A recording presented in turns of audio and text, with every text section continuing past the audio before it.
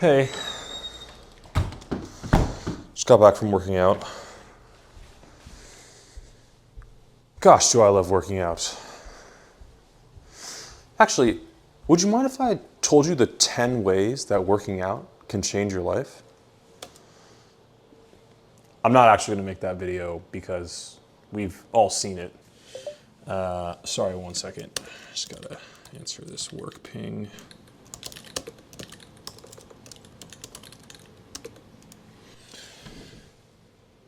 What I do want to talk about is why these types of videos are so pervasive and so popular. I'll call them representative of a genre called self-help infotainment. And I think the reason why we see so many of them, or at least certain among us are drawn to them, is because they're basically intellectual pornography.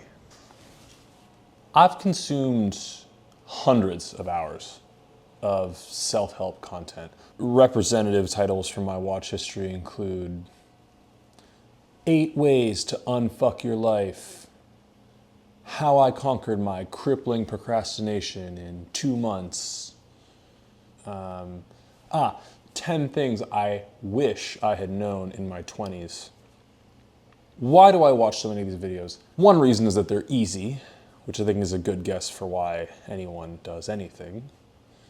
They come recommended to me by the most advanced and I think most successful content algorithm ever created.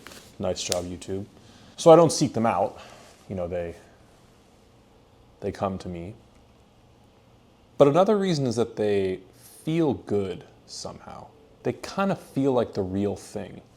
I'm not only being entertained in the moment, but I'm learning. I'm gaining skills that I can use in the bright and indefinite future. It feels like progress. And the combination of easy and getting to feel like you're progressing is such an appealing offer. So the other day I was thinking, what have I learned? What are the 20 things or even the 5 things that I should have done in my 20s? Or how have I cured my crippling procrastination? The thing is that I can't actually tell you because I don't remember any of it. And obviously, because I don't remember it, I also haven't done it.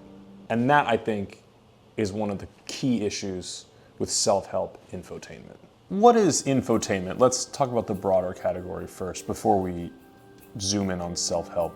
I think infotainment is a type of entertainment that seems to have some kind of intrinsic value. Often the promise of infotainment is learning. It claims to or seems to have some value beyond the immediate. And because of this, I think infotainment can circumvent the gag reflex that a lot of us feel when we're watching entertainment for entertainment's sake. General purpose infotainment permeates the previously protected areas of our lives by promising some kind of value. And it's an attractive offering. I can learn from the greatest minds in entrepreneurship while I'm doing the dishes or folding the laundry.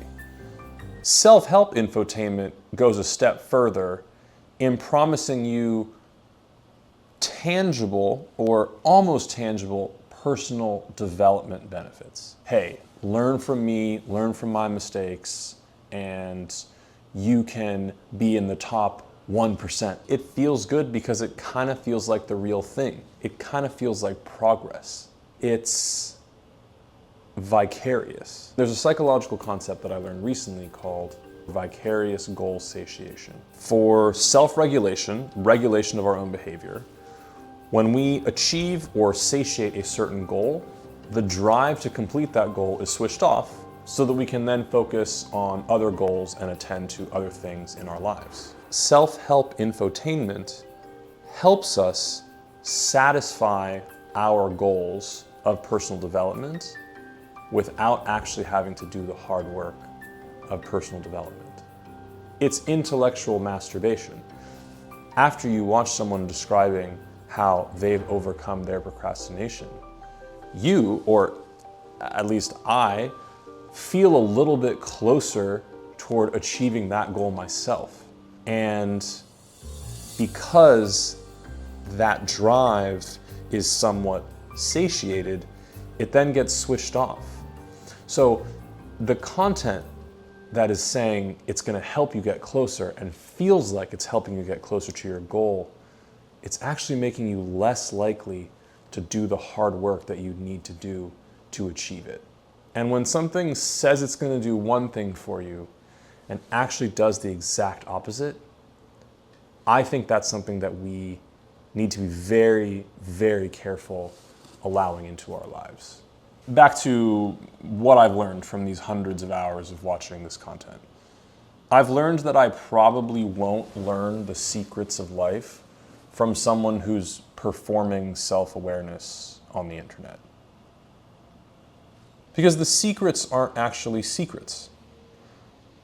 I think most of us know what we should be doing. The knowing is the easy part. The hard part is the actually doing it, which is why I think we should be especially wary when the former masquerades as the latter. As always, thanks for watching, and thanks for your attention. See you next time.